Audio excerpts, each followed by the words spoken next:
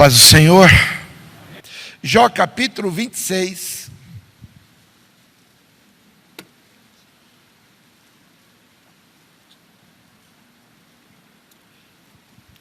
Vou ler o verso 14.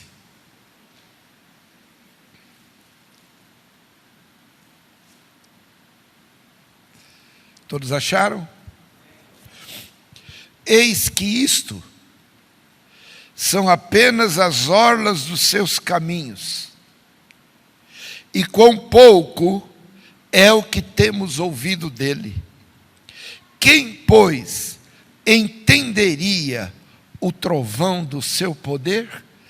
Nessa parte que diz, e quão pouco é o que temos ouvido dele, também poderíamos ler, quão suave é o sussurro que temos recebido dele, como que fosse o quê? Um pico da orla dos vestidos, algo que é quase nada diante do tudo que ele é. É sobre isso que nós vamos trazer aos meus amados nesta noite. Pai, fale conosco, ensina-nos, e que os corações estejam abertos para o ouvir da Tua palavra. Que hoje, Senhor, haja convicção de como caminhar, que visão ter de quem Tu és. Fale conosco de uma forma muito especial, em nome de Jesus Cristo. Amém. Podemos assentar?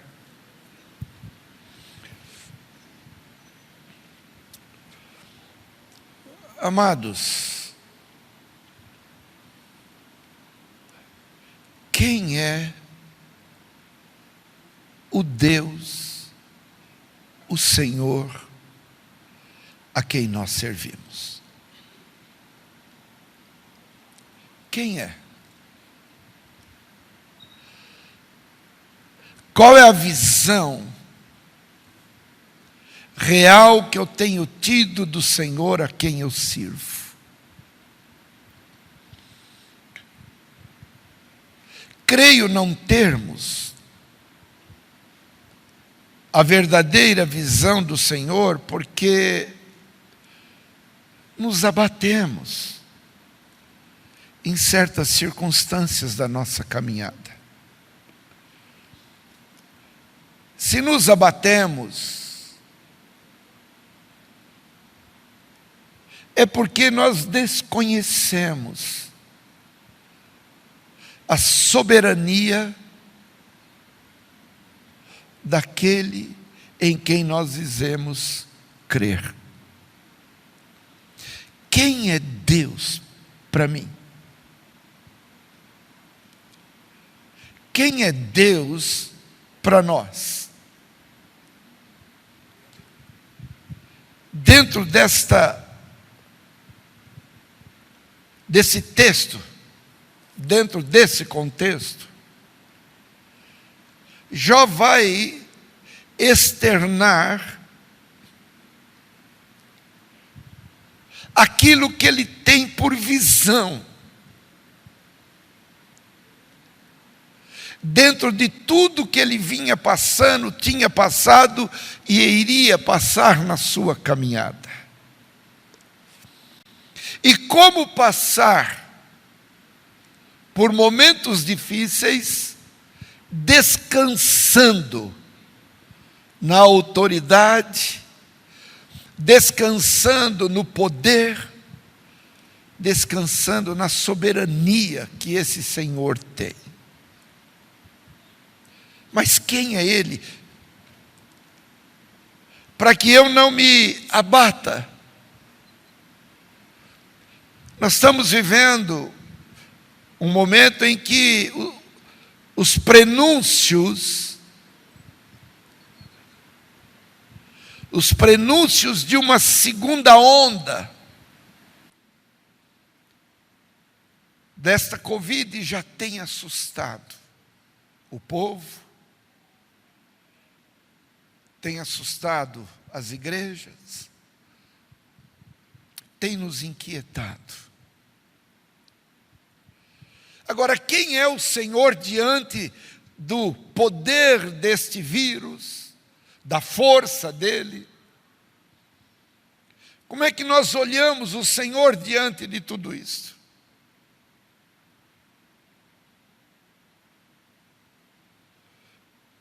Jó, ele começa a dizer alguns predicados do nosso Senhor. Ele diz, a partir do verso 2, que o Senhor é aquele que ajuda e que sustenta o que não tem nenhuma força, cujo braço não tem nenhum vigor. Esta autoridade que criou o universo, que formou todas as coisas, é aquele que sustenta o que não tem forças. Também, no verso de número 3, como aconselhaste aquele que não tinha sabedoria e plenamente lhe fizesse saber a causa, assim como era. Então esse Senhor, que nós muitas vezes até desconhecemos, é aquele que traz, que imputa sabedoria ao que não tem, ao que desconhece. Não uma sabedoria terrena. Jó, ele diz, onde se achará o lugar da inteligência? E onde está a sabedoria? Ela não se encontra na terra dos viventes. Esse Senhor, que também diz em Tiago, que aquele que tem falta de sabedoria, peça que a todos Deus dá, sem lançar em face. Isso quer dizer, esse Senhor traz do alto o que falta muitas vezes para nós, de segurança, de sustentabilidade. Através do teu Santo Espírito, Ele vem, nos capacita, nos fortalece, nos põe em pé e nos faz continuar caminhando. No verso de número 5, a palavra diz, os mortos tremem debaixo da água.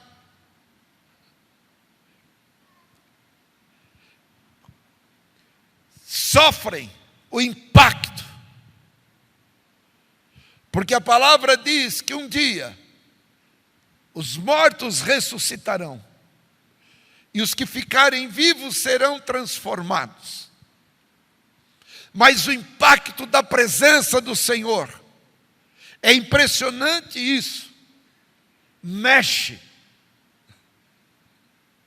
Sentem o impacto. E isso me faz lembrar do que está escrito em Pedro. Que quando o Senhor ressuscita,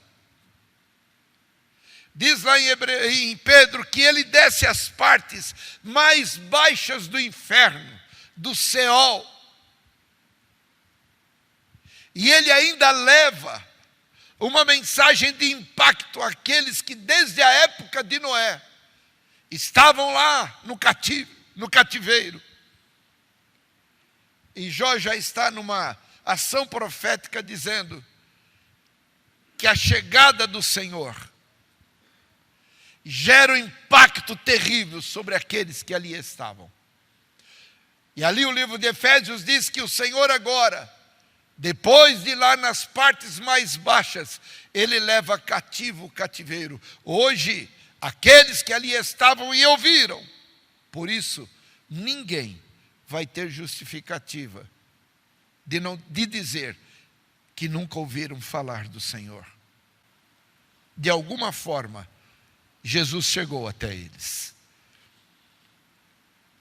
Também no verso de número 6, a palavra diz: o inferno está nu perante ele, e não há coberta para a perdição.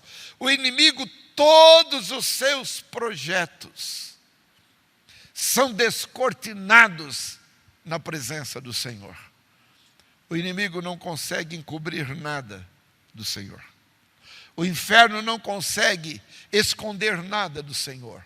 O inferno treme com o impacto da presença do Senhor. E é por isso que eu tenho uma alegria tão gloriosa quando eu vejo alguém falar da salvação. Queridos, quando o Senhor pagou na cruz tudo quanto devíamos, eu tenho prazer de poder dizer em alto e bom som: não devemos nada para o diabo. E acima disso, o Senhor Jesus, pagando a nossa dívida, que era uma dívida para com Deus, Ele pagou, e quitando a nossa dívida, nos deu agora, através da reconciliação, do perdão, da justificação, nos deu a paz para com Deus. E hoje nós temos a liberdade de chegarmos à presença do Senhor no momento em que nós necessitarmos. Vai vendo o que esse Senhor conquistou para nós. O cálice que nos era contrário, a cédula que nos era contrária, Ele pagou por nós. Nós não somos devedores. Por isso, a palavra diz que a ninguém devais coisa alguma, a não ser o amor. Porque o restante foi quitado pelo Senhor Jesus. Hoje, nós não temos uma barreira para comparecer diante de Deus. Não. O que era uma barreira, o Senhor destruiu, está lá no livro de Efésios. Ele tirou a parede de separação e hoje nós temos livre acesso à presença do Senhor nosso Pai. No verso de número 7, ele diz: o norte estende sobre o vazio e ele suspende a terra sobre o nada. Isso me leva, me transporta para o livro de Hebreus, lá no capítulo 1, aonde está relatado que através dele foi feito o mundo, e pelo poder da sua palavra, o mundo é sustentado por ele. Querido, o movimento de rotação, movimento de translação, movimento da terra em torno do sol, o movimento da terra em torno do seu eixo, querido, tudo isso está sustentado nos olhos humanos sobre o nada, mas esse nada está debaixo do comando do Senhor. Essa força gravitacional que nos mantém caminhando sobre a terra, que nos atrai para o centro da terra e nos faz caminhar, e também detecta, infelizmente, não é? Detecta o nosso peso sobre uma balança. Essa força que nos mantém caminhando nesta terra vem do Senhor. Ele comanda os dias, Ele comanda as estações.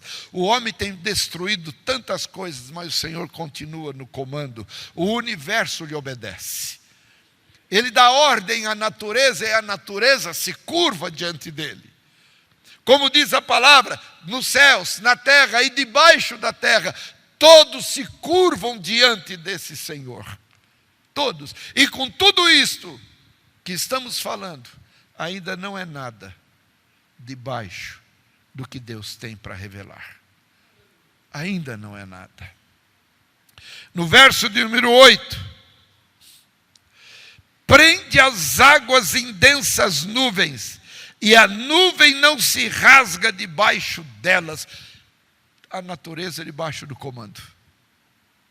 Nós olhamos, meus irmãos, vai chover.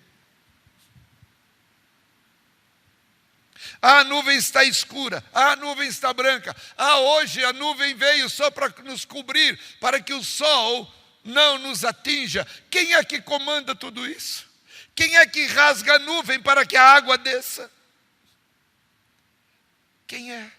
Quem é que produz tudo isso? Eu não sei se você está entendendo.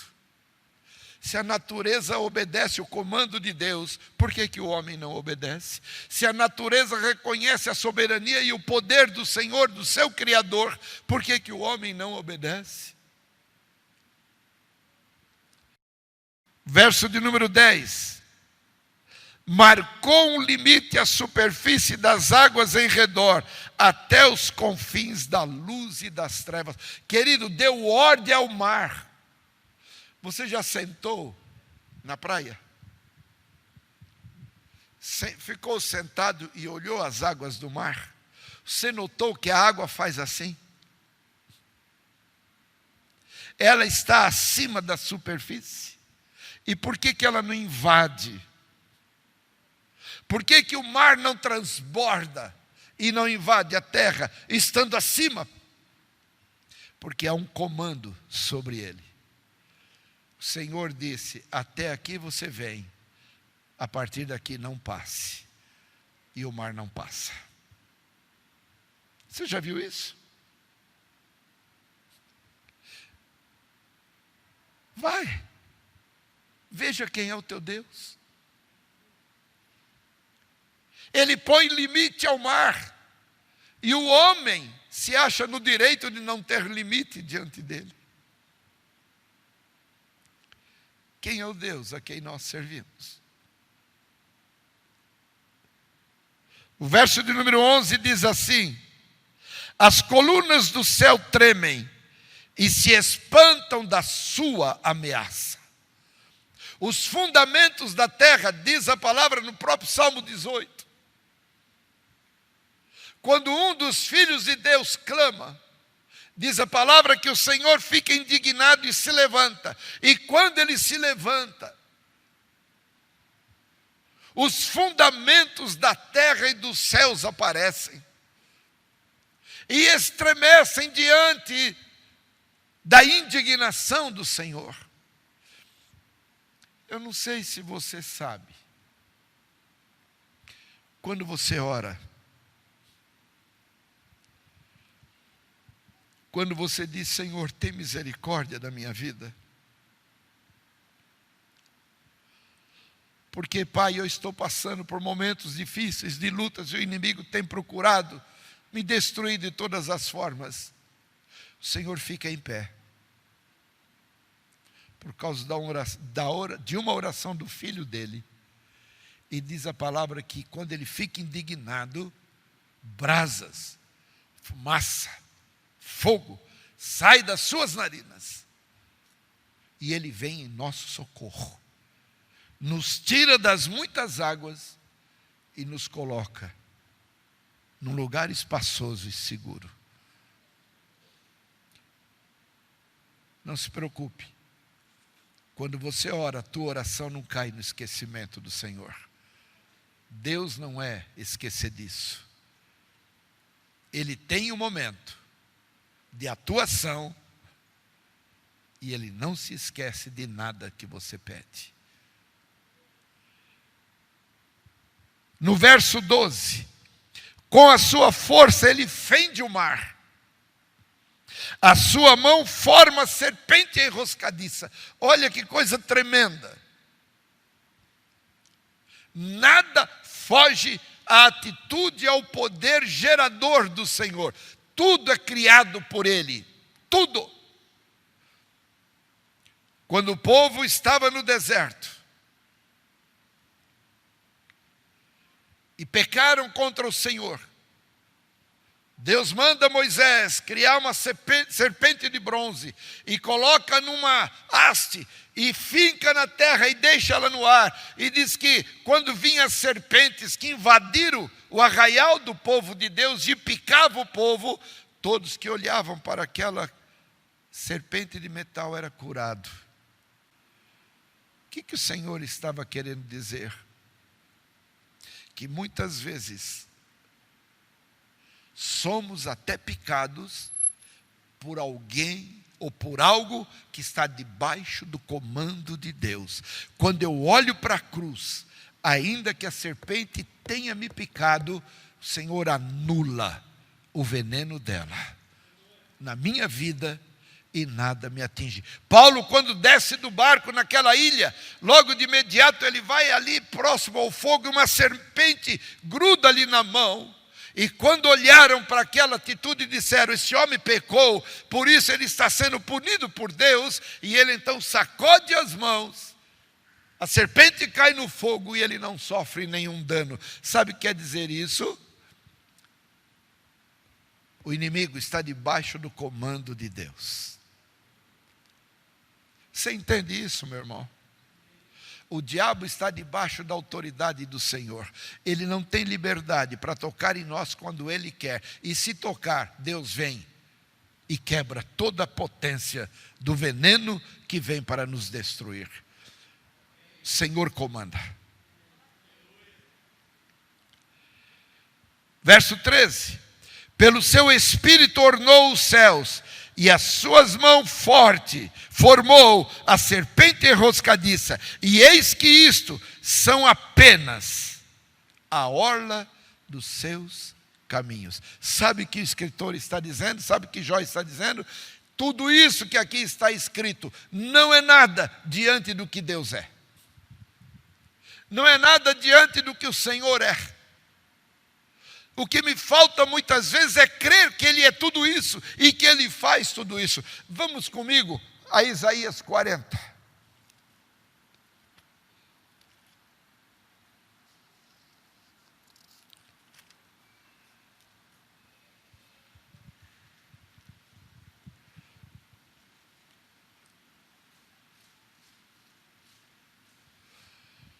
Veja como o Senhor, a atribuição que o Senhor dá a quem ministra a palavra dele. Veja, verso 9.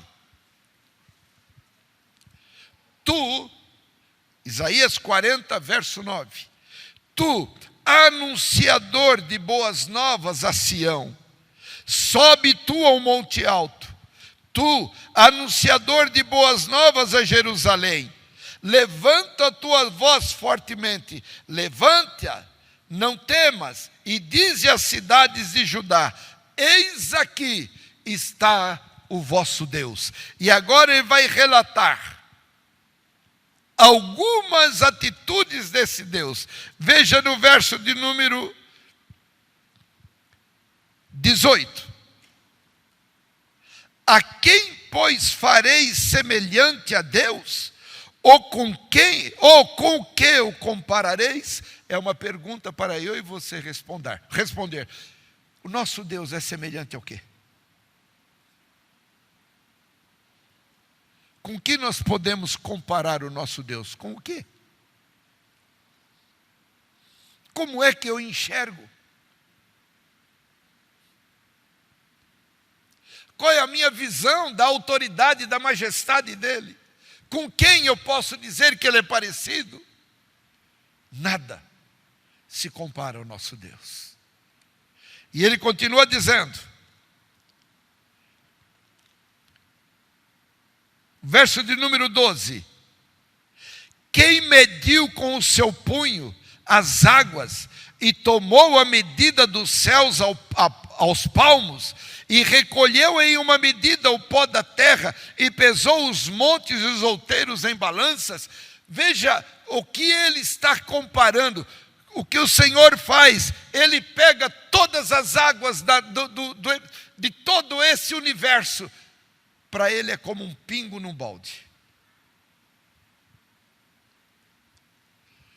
Todo o pó da terra, para ele, é como nada numa balança.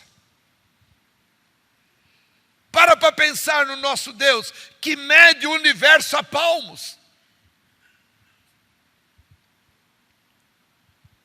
Sabe, irmãos, muitas vezes nós queremos vir à casa do Senhor e queremos ouvir uma resposta, porque estamos passando por uma necessidade. Nós queremos, muitas vezes até há um anseio, queremos ouvir o profeta, queremos que um profeta venha para nós e declare aquilo. Meus queridos, olha, eu vou dizer uma coisa que entristece o coração do nosso Pai, é quando eu preciso depender de alguém para responder na minha vida o que devo fazer. Deus diz lá em Hebreus 1 que o Senhor falou de muitas formas, de muitas maneiras aos nossos pais pelos profetas, mas agora Ele nos fala pela palavra. Então eu não preciso correr atrás de profeta nenhum, a palavra de Deus me responde tudo.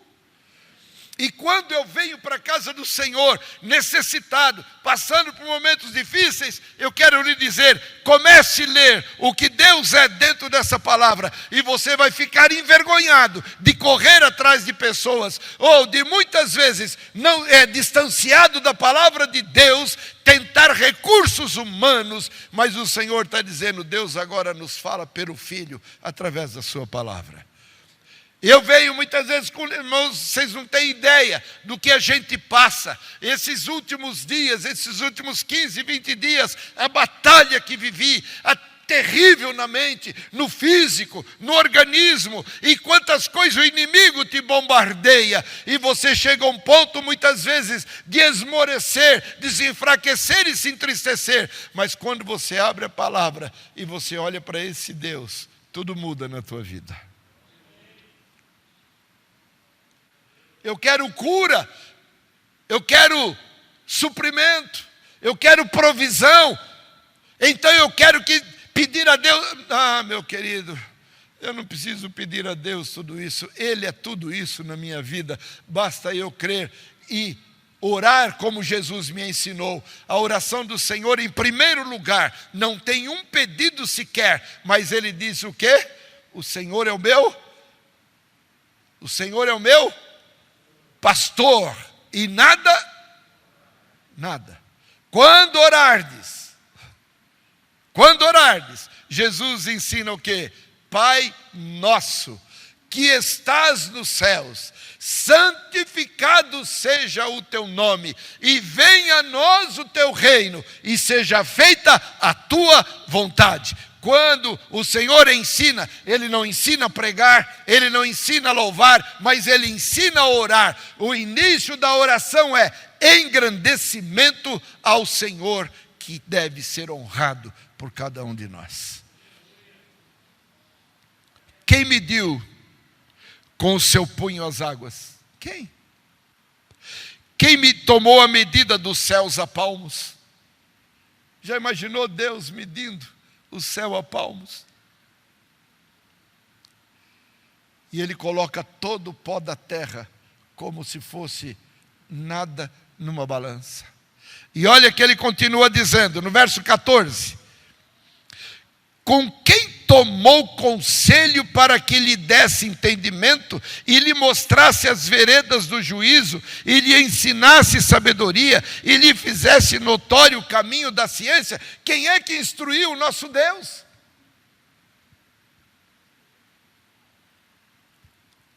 Quem? Quem foi que trouxe o ensino de sabedoria a esse Deus? Quem? Ele é a própria sabedoria, Ele é a própria existência, Ele é a vida, Ele é o ar, Ele é tudo que existe. O Senhor é tudo, tudo. E tudo que acontece na minha vida vem do Senhor. Quando eu sento à minha mesa, seja um café puro, seja uma mesa abastada, é Deus quem tem me dado pelo seu amor. O meu trabalho, a inteligência para desenvolvê-lo, é Deus quem tem colocado na minha caixa craniana para eu desenvolver o meu trabalho e ser pelos homens honrado. Eu não conquisto minha honra com os meus próprios esforços, não. Quero dizer para os meus amados, se hoje temos inteligência para desenvolver projetos, para desenvolver, meus irmãos, tudo quanto fazemos como criatividade nesta terra, é porque Deus te deu uma porção chamada cérebro e te deu a capacidade de aprender para hoje te fazer alguém inteligente e te dar visão de como caminhar nessa terra. Só Deus. Querem ver uma coisa? Por que você está aqui nessa noite? Por quê? Porque você deitou, dormiu e despertou, porque o Senhor te despertou. Foi Ele que te deu vida. Não foi despertador que te acordou, não foi ninguém que te chamou. Muitos são chamados e não acordaram, mas você está aqui porque Ele deu do que Ele é, a própria vida. Renovou com você a aliança da tua existência nesta terra. Só Deus pode fazer isso. Queridos, nós temos hoje vários aniversários de casamento, e eu lhe falo uma coisa: o que é um casamento? O casamento é um dos primeiros milagres de Deus. Coloca duas pessoas totalmente antagônicas, diferentes, que vêm de criação tão diferente, de pais diferentes, de classe social diferente. Coloca esses dois dentro de uma casa e faz com que hoje eles possam hastear a bandeira da vitória. Quem é que faz dois diferentes concordar?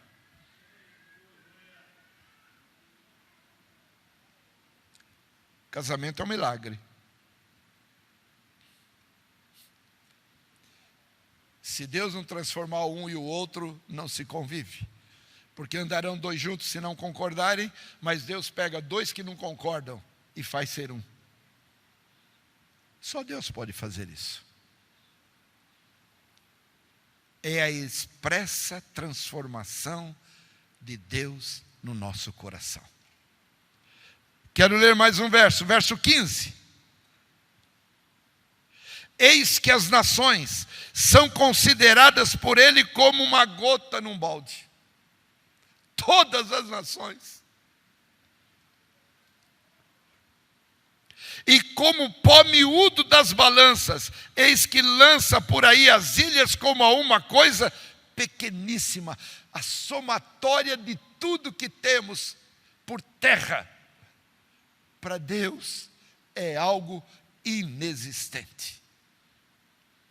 Alguém vai dizer: mas o que o pastor quer dizer com isso? Pois no final veremos. Verso de número 17. Todas as nações são como nada perante ele, e ele considera-as menos do que nada e como uma coisa vã. Irmãos, o que essa pandemia fez com o mundo? Eu lhes pergunto: qual lugar no mundo que você pode ir hoje para um aeroporto, comprar uma passagem e dizer: eu vou para tal lugar no mundo, porque lá eu vou estar livre de tudo isso? Não tem um lugar sequer. Deus trouxe a terra na sua mão. O que o Senhor que nós servimos fez foi: eu vou mostrar a esses que são soberbos, na sua autoridade, achando que podem tudo, aos governantes que acham que têm poder para mudar o que quiser mudar, às potências econômicas, eu vou pôr tudo por terra, vou zerar tudo como pó, para saberem que há um Deus que cuida desse lugar. Estão todos prostrados. Você olha os infectologistas, um discute com o outro. Você olha achando os governantes da Europa, da América. Não, já passou.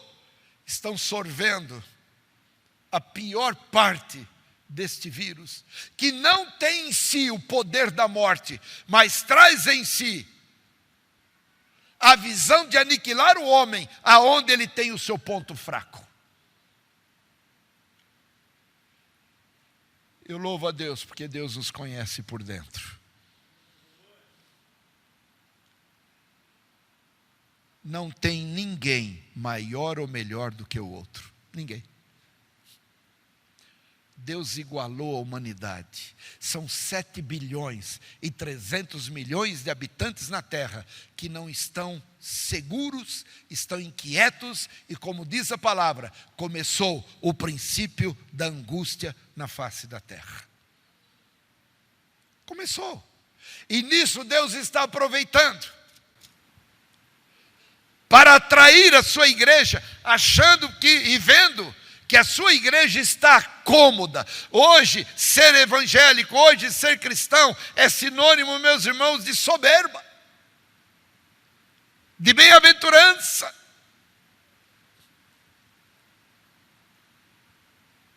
Hoje, o que Deus quer é que a sua igreja o reconheça como o dono de todas as coisas. Queridos, a palavra diz que antes que eu peça, Ele já sabe de tudo que eu preciso. Quando você for orar, antes de pedir alguma coisa, enalteça a majestade, enalteça a soberania, enalteça a grandeza do nosso Senhor. Diga a Ele: Pai nosso que estás nos céus, santificado seja o teu nome na minha vida. Verso 22. Ele é o que está sentado sobre o globo da terra, cujos moradores são para ele como gafanhotos. Ele é o que estende os céus como cortina e o desenrola como tenda para neles habitar. Você já parou para pensar isso?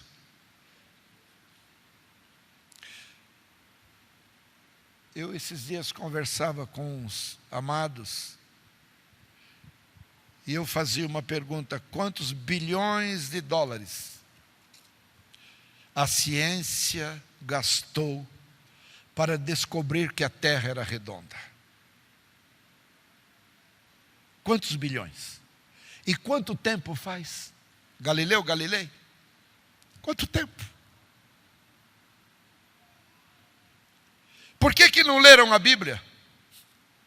Que foi escrito há 2.800 anos antes de nós. E 800 anos antes de Cristo vir, o profeta Isaías escreveu que o Senhor está sentado sobre o globo da terra. Se tivessem lido isso, já saberiam que a terra era redonda. Sabe o que a palavra é para nós? O passado nos prepara no presente e nos garante o futuro. Ela é o único meio de sabermos o que vamos viver depois da sepultura. Ela já sabe. Eu não tenho que procurar em nada. Eu já sei o que vai acontecer depois da morte. Você não sabe? Eu creio que você sabe. Porque Deus nos garante a vida eterna após sepultura. E já está aqui escrito. Eu não preciso de signo, eu não preciso de astrologia. Basta eu abrir a palavra que o Senhor me fala através dela. E através dela o Senhor me mostra para onde nós vamos quando encerrarmos a caminhada nesta terra. E muito breve, porque Deus já não suporta mais a incredulidade e a sujeira desse mundo. Porque Deus não é democrata. Hoje o que se prega no mundo é democracia, democracia, democracia. Deus não é democrata. Não. Deus é teocrata. Ele manda, Ele ordena. E nós temos alegria em obedecer. Ele é um só. Ele não depende da minha opinião, do meu voto, da minha sugestão. Deus já tem tudo pronto. Antes que o mundo existisse, Ele já deixou tudo preparado para nós. Versos 25 a 31. Olha que coisa maravilhosa. Vejam, comecei a ler em Jó, agora estou no profeta Isaías, e tudo enaltecendo quem é o meu Senhor. A partir do 25, agora a pergunta do Senhor: a quem, pois, me farei semelhante para que lhe seja semelhante? diz o santo. A quem? A quem vocês me comparam?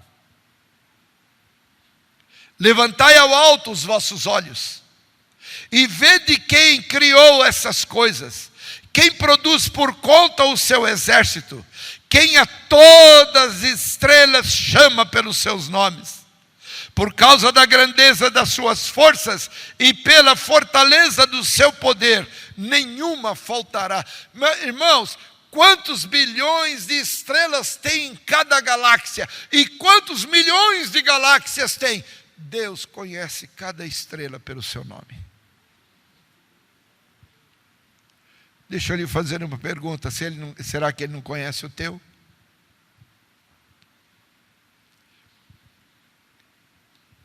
A palavra diz no livro de Isaías 49,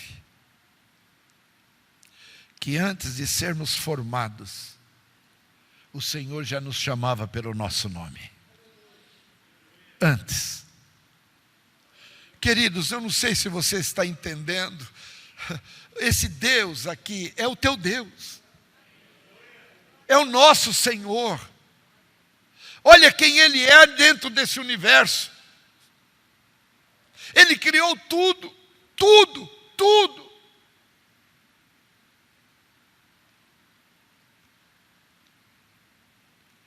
Verso 27. Porque, pois, dizes, ó Jacó, e tu falas, ó Israel, o meu caminho está encoberto ao Senhor, e o meu juízo passa de largo pelo meu Deus. Como nós poderíamos imaginar que Deus não vê as nossas necessidades? Deus não vê os nossos tropeços? Será que Deus não vê o meu caminho? Deus não vê as minhas caídas, os meus tombos? Deus não vê as minhas falhas? Deus não contempla os momentos da minha incredulidade? 28. Não sabes, não ouviste que o eterno Deus, o Senhor, o Criador dos fins da terra, nem se cansa, nem se fadiga, não há esquadrinhação no seu entendimento. Ninguém tem condição de esquadrinhar quem é o Senhor. Não se cansa. O próprio livro de Isaías, o capítulo 64, diz assim: nunca se ouviu, nem se percebeu e nem se viu um Deus além de ti que trabalhe para aquele que em ti espera. Deus, esse Senhor, trabalha para nós. Jesus disse: meu Pai trabalha até agora e eu trabalho também. Para quem? Para quem? Nas bodas do Cordeiro, quando a igreja for arrebatada e nós estivermos à mesa, sentado com os patriarcas, com os profetas, com todos, para celebrarmos o casamento da igreja com o Filho de Deus, diz a palavra que nas bodas, quem vai servir as mesas é o nosso Senhor. Olha a humildade dele.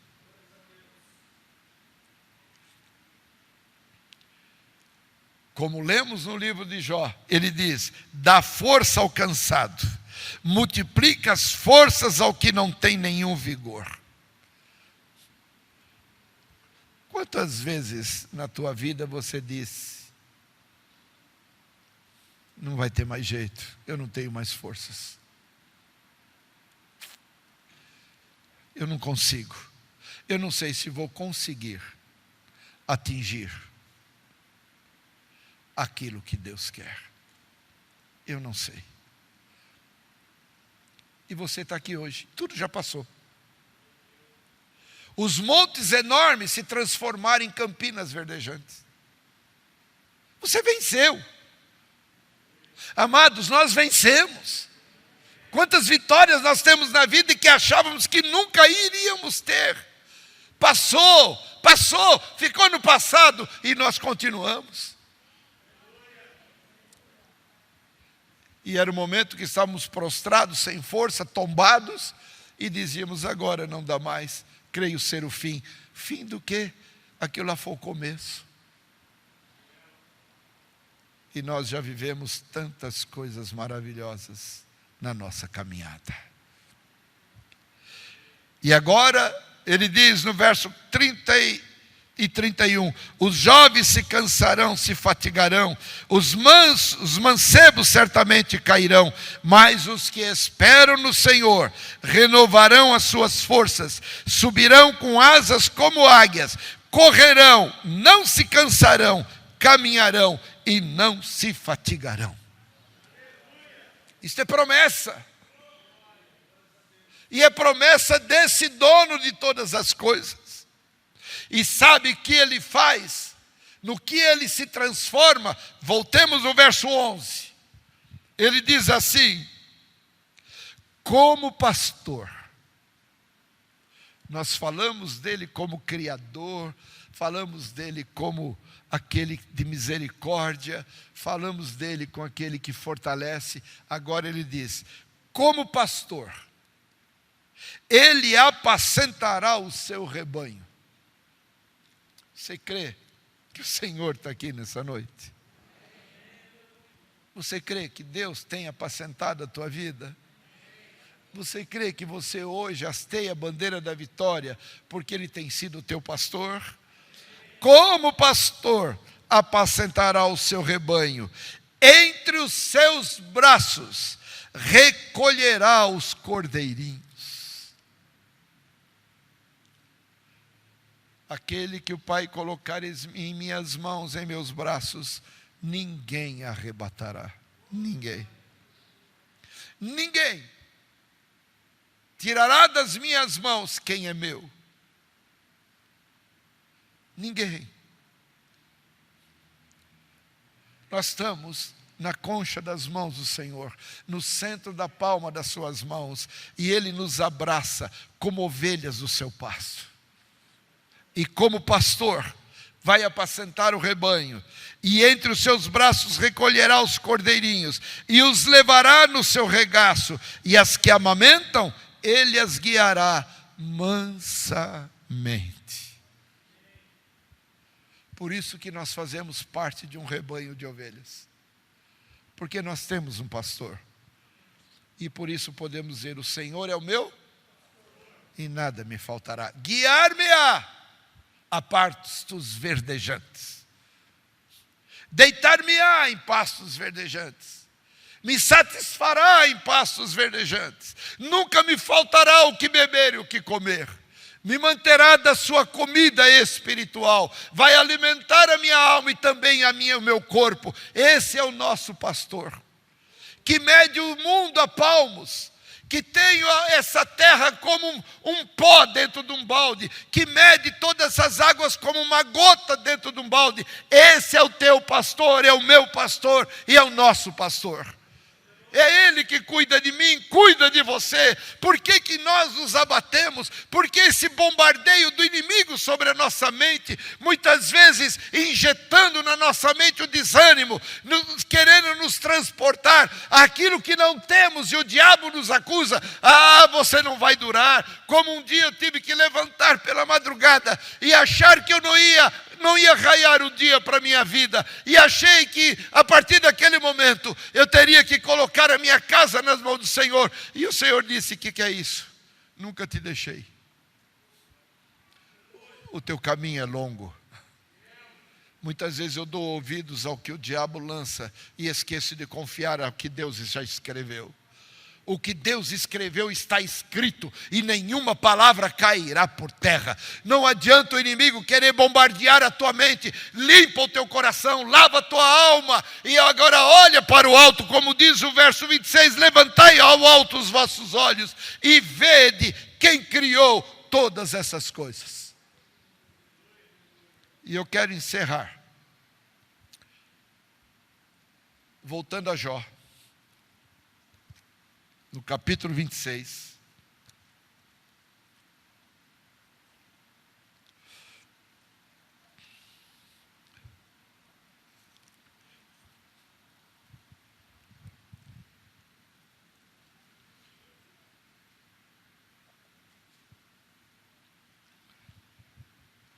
Mas agora eu vou ler o 27.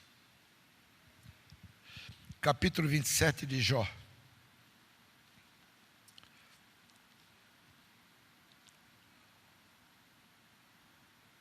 versos 3 e 4. Depois de ouvirmos tudo isso, de lermos, porque é uma verdade escrita pelo Senhor, nenhuma dessas palavras vão cair por terra, nada, nunca. Agora no verso 3 do capítulo 27 diz assim: enquanto em mim houver alento e o sopro de Deus no meu nariz. Eu quero que todos nós leiamos esse verso agora. Vamos dizer ao Senhor? Leiamos. Enquanto em mim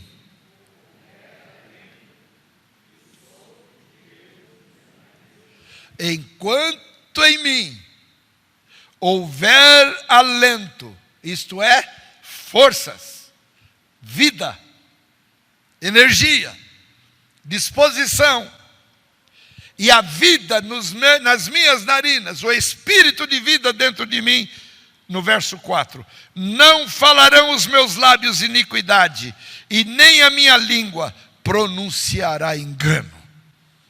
Vamos ler? Não falarão iniquidade, nem a minha língua pronunciará o quê? Engano. Isso quer dizer, por causa do meu Senhor, a minha língua só falará a verdade. E a verdade é essa: Ele é o meu pastor, estou em suas mãos. Se é uma ovelha que ainda precisa ser amamentada, Ele me amamenta. Ele cuida de mim, porque Ele é o dono de todas as coisas. Ao Senhor toda a glória, por aquilo que Ele é. Por aquilo que Ele é. Eu fui, eu sou e sempre serei. E Malaquias diz: eu não mudo, por isso vocês não são consumidos.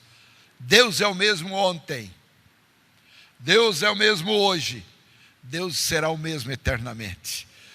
É Ele que criou todas as coisas, é Ele que formou o homem, é Ele que foi traído pelo homem, é Ele que foi entristecido pelo homem, mas é Ele que providenciou salvação para esse homem, é Ele que comprou de volta esse homem, e é Ele que está dizendo agora: tu és, 43, Isaías verso 1, as três últimas palavras, eu queria que você abrisse antes de eu encerrar, Isaías 43, 1, as três últimas palavras do verso 1.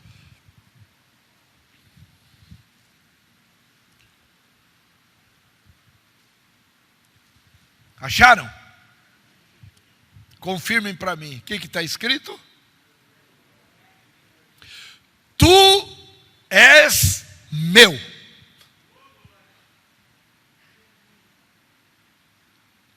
Diga: eu sou dele.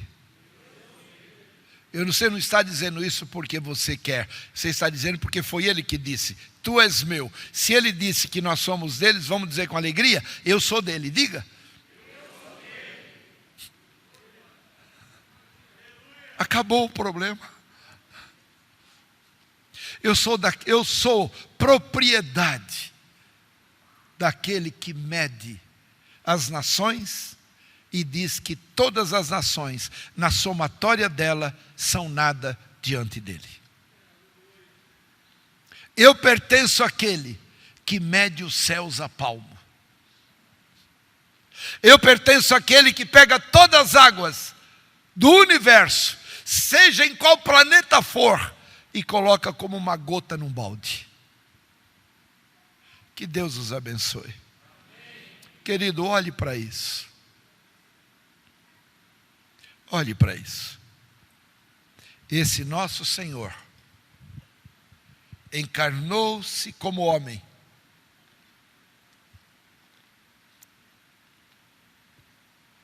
Assumiu a natureza humana. Foi fiel até a morte de cruz. Foi sepultado e venceu os aguilhões da morte.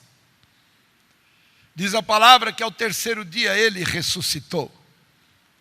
E quando Ele ressuscita, Ele quebra os aguilhões da morte. A morte não, cumprindo uma palavra profética do livro de Gênesis 49, a morte, através da visão de Jacó, a morte não o segurou lá embaixo. Ele deitou como um leão velho, mas como um leão novo ele ressurgiu. Salmos 22, 23 e 24 mostra para nós a vida do Senhor entrando na glória, sendo recebido pelos anjos e assentando à direita de Deus, como vitorioso. Ele é o Senhor, Ele é o Rei dos reis, Ele é o Senhor dos senhores, Ele é o pão vivo que desceu do céu, Ele é a porta que nos conduz para a vida eterna, Ele é a rocha em quem nós estamos firmados. Resumindo, Ele é tudo para nós. Ele é o pasto verdejante, Ele é o nosso pastor, Ele é a nossa mesa, Ele é a nossa despensa, Ele é o nosso leito, Ele é a nossa vida, é o nosso ar, Ele é a nossa existência. Ele é tudo para nós. Não podemos olhar para nada mais, só para Ele. Levantai os vossos olhos e vede quem criou todas essas coisas. Deus nos abençoe. Deus nos abençoe. Deus nos abençoe por essa bendita palavra. Não deixe de honrá-lo. Não deixe de glorificá-lo. Ele quer falar diretamente com você. Não viva na dependência de alguém, viva na dependência dele. Examine isso que nós lemos. E quero te dizer, ninguém terá a liberdade de mudar um segmento da tua vida, já por ele determinado. Ninguém. As nossas razões não são suficientes para poder acharmos que o nosso direcionamento é correto. Não. Submeta-se a Ele. Quantas vezes nós discutimos, quantas vezes falamos palavras pesadas, quantas vezes ofendemos dentro do nosso próprio lar, nosso marido, nossa esposa. Quantas vezes fazemos o que não deve ser feito, achando ter razão. Quero dizer uma coisa, deixa Deus conduzir tua vida, deixa Deus conduzir teu lar, deixa Deus conduzir a tua caminhada. Olhe para esse Senhor que criou todas as coisas. E Deus há de nos abençoar de uma forma maravilhosa. Vamos ficar em pé.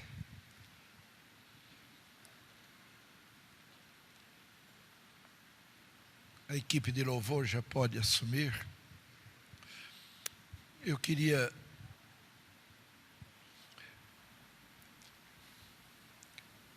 encerrar o culto desta noite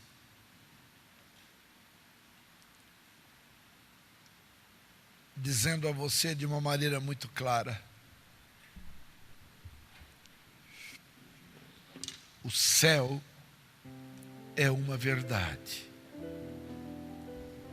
mas o inferno também o é.